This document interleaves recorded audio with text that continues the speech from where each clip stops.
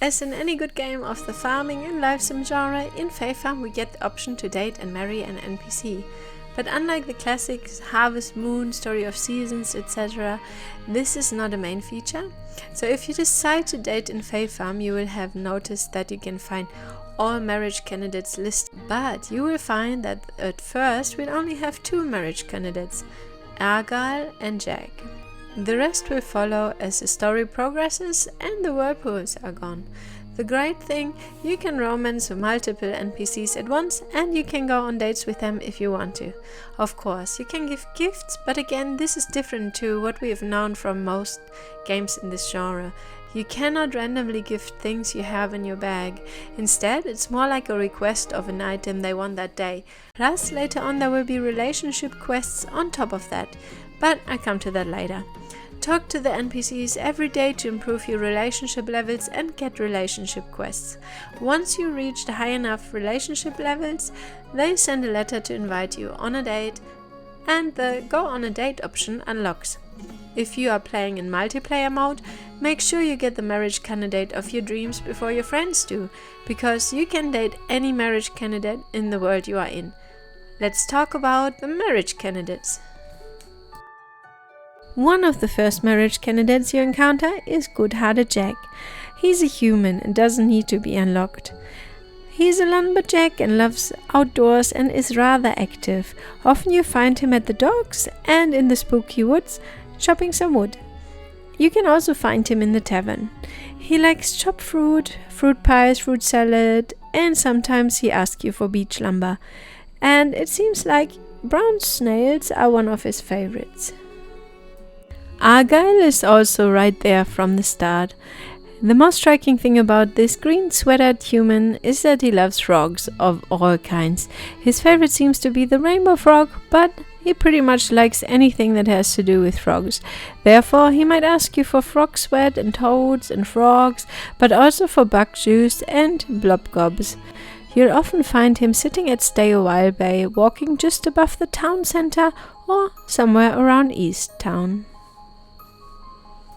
Galan is a green fae with reddish hair and described as a reluctant warrior. Like the other faes, Galan is available straight after the whirlpools are removed.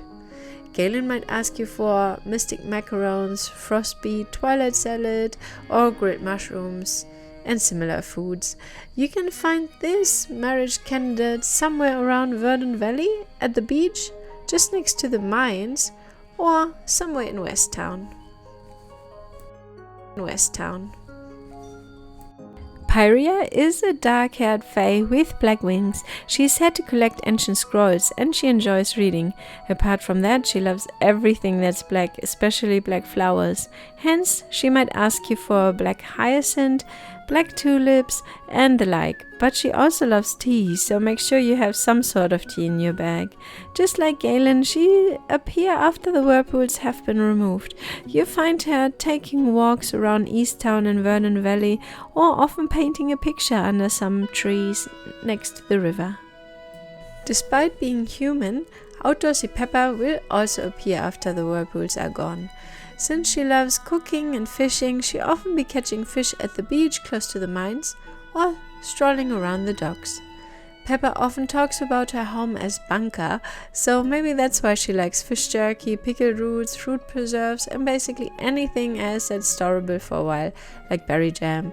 She might even ask you for flour or nut butter. Nhamashal is a silvery fae that is described as has refined tastes and seem to have grown up in a wealthy family. Most striking are possibly the 2 different eye colors. Nhamashal likes polished gems like polished aquamarine, polished amethyst, but he is also into copper and silver ingots, so he might be the most costly NPC to date. He writes poetry, that's why you might find him walking around with his notebook near West Town or East Town, but honestly I find him the hardest to encounter, and yet I spotted him nearly in any location. Here's a bit of bonus information. If you don't know where to find your chosen marriage candidate, just wait until after dark and make your way to the tavern. Chances are you find all of them there. This is also a good way to figure out which of the NPCs interests you the most as a possible spouse. That's it, my sweeties. I hope you find this little guide helpful. If so, feel free to leave a like or subscribe for more tips, news and reviews around cozy games. Let me know which dateable NPC has sparked your interest in the comments. Thank you for watching. Stay sweet.